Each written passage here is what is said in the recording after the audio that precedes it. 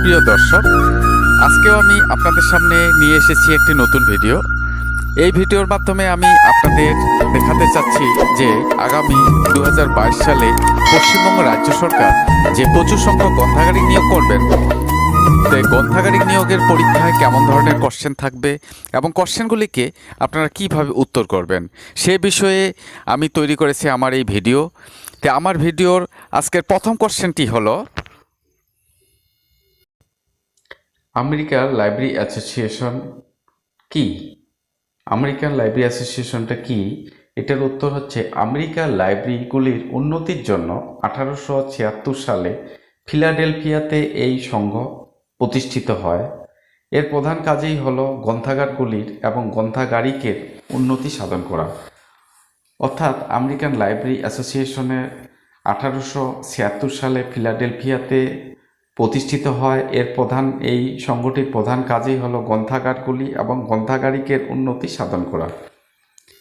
দ্বিতীয় কোশ্চেনটি হলো, বিশ্ববিদ্যালয় গ্রন্থাগার কি? উত্তরটি হবে, বিশ্ববিদ্যালয় গ্রন্থাগার হলো উচ্চশিক্ষিত ছাত্রছাত্রীদের পড়ার গ্রন্থাগার। অর্থাৎ এই গ্রন্থাগারগুলিতে যারা উচ্চশিক্ষা মাস্টার ডিগ্রি নিতে যায় বা পড়তে চায় তাদেরই এই বিশ্ববিদ্যালয় গ্রন্থাগারগুলি পড়ার স্থান। এই গ্রন্থাগারগুলি বর্তমানে কম্পিউটারাইজড এবং ডিজিটাল লাইব্রেরিতে পরিণত হয়েছে। অর্থাৎ এখনকার দিনে বিশ্ববিদ্যালয় গ্রন্থাগারগুলি কম্পিউটারাইজড এবং ডিজিটাল লাইব্রেরিতে পরিণত হয়েছে।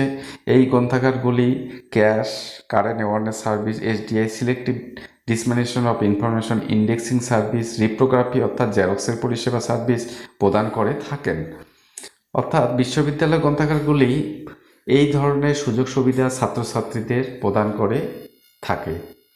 তার পরবর্তী কোশ্চেনটি হলো, কর্মবিশ্লেষণ কি?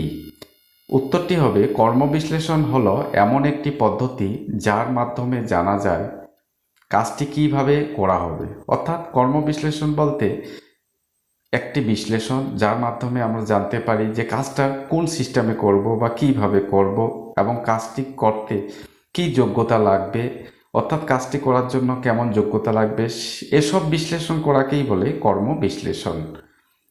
তার পরবর্তী কোশ্চেনটি হচ্ছে, শৃঙ্খল সূচি কি? শৃঙ্খল সূচি হলো এমন একটি সূচি যেখানে কোনো ধারণা বা বিষয়কে উঁচু থেকে নিচুর দিকে বিশ্লেষণ করে বিভাজন পাওয়া যায়। সেই বিভাজনকেই ভিত্তি করে সূচীকরণ করা হয়। অর্থাৎ শৃঙ্খল সূচি হলো এমন একটি সূচি যেখানে কোনো ধারণা বা বিষয়কে উঁচু থেকে নিচুর দিকে বিশ্লেষণ করে বিভাজন পাওয়া যায়। সেই বিভাজনকে ভিত্তি করে সূচীকরণ করা হয়। তার পরবর্তী কোশ্চেনটি, বিভাজনের ভিত্তি কাকে বলে?